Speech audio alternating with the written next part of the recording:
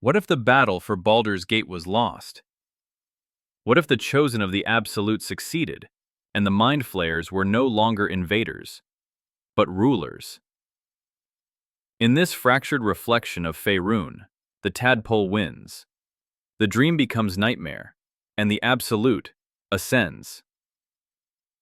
Welcome to LoreSplice, where stories fracture and new legends are born.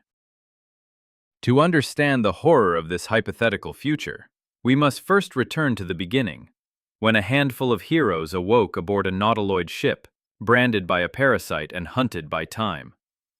In the world of Baldur's Gate 3, the stakes are cosmic. The Mind Flayers, Illithids, seek to propagate through a terrifying process called seramorphosis, where a living host becomes a new flayer. But something new twists this ancient horror: the emergence of tadpoles that grant power instead of immediate doom. A voice in the darkness calls itself the Absolute. It offers unity, purpose, divinity. In the main timeline, the player and their companions resist.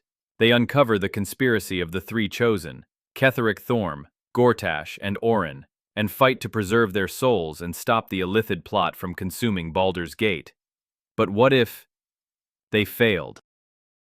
In this alternate timeline, the heroes hesitate too long. The Dream Visitor, once a manipulative guardian, is silenced, killed by Gortash before revealing the true nature of the tadpoles. The party fractures under mistrust, and the city of Rivington burns during a failed incursion against the Steel Watch. Ketheric Thorm, fueled by the Shadow Curse and still bound to Merkel, crushes the garrison at Moonrise Towers and reclaims Rythwin. He revives an undead army of justiciars and marches on Baldur's Gate under a sky blackened by the Shadowfell. Meanwhile, Gortash activates the full might of the Steel Watch. With the Iron Throne destroyed and the Gondians enslaved, he becomes Archduke, proclaiming martial law under the guise of protection. His sentient constructs patrol the streets. Surveillance is absolute. Orin, ever the wild card, thrives in chaos. The murder tribunal grows from myth to reality. Cultists of Baal roam unchecked through the sewers and catacombs, offering blood sacrifices to secure their place in the new order. And in the Underdark, beneath all of this, the Elder Brain is released, not as a slave, but as a sovereign. The Absolute is real, and she ascends. With the deaths of the heroes, the city falls in days. Refugees flee to Elturel, but few make it past the Ashen Wood, now crawling with cursed shadows and half-flayered monstrosities. Seramorphosis is no longer a death sentence, it's a promotion. Those who embrace the tadpole are rewarded with rank and power. Within months, Baldur's Gate becomes the capital of a new empire, the thraldom of the Absolute. Let's follow the fates of familiar figures. Shadowheart, once a conflicted cleric of Shar, fully embraces the darkness. Her memories never return. She becomes High Inquisitor, using the pain of her past to break others. Nightsong is never saved. Her radiant essence is bound and corrupted, used to power the ritual that cloaks the gate in perpetual twilight. Will Ravengard dies in chains, his pact with Mizora never fulfilled. The Cambion takes his soul and turns him into a devil knight, a chained hound of Avernus who patrols the river Chianthar, punishing deserters. Karlach is captured alive. Her infernal engine is dissected and replicated by Gortash's engineers. Her heart is used to power the first Mind Flayer dreadnought, the Unity Ascendant, a flying fortress bristling with psionic cannons.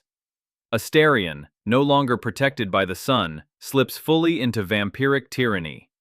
With Cazador's ritual complete, he becomes Lord of the Pale Court, a vampiric enclave allowed to exist within the city in exchange for loyalty and blood taxes. Lae'zel returns to the astral plane too late. Vlaakith is gone. The Githyanki throne is shattered by Mind Flayers, empowered by the Absolute. Homeless and vengeful, Lae'zel becomes a warlord, leading the last free Gith in suicide raids against the Thrall's flying dreadnoughts. The gods are silent. Some say Mystra has withdrawn. Others claim Baal, Bane, and Merkel walk the earth again, reclaiming the realms for the dead three. Faerûn fractures. Silvery Moon holds out behind its wards. Waterdeep mobilizes, but the true souls are everywhere now. And the Elder Brain? It sings to them all.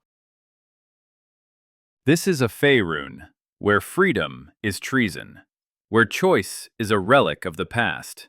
The Absolute's empire is efficient, brutal, and growing.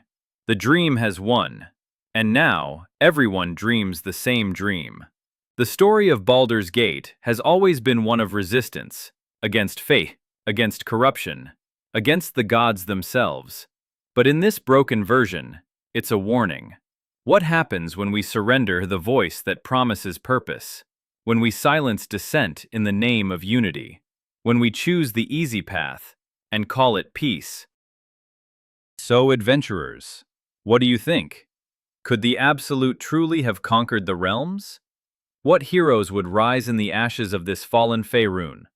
Drop your theories in the comments. And if you love dark timelines, broken destinies, and reimagined legends, hit like, subscribe, and ring the bell. Until next time, this is LoreSplice, where stories fracture and new legends are born.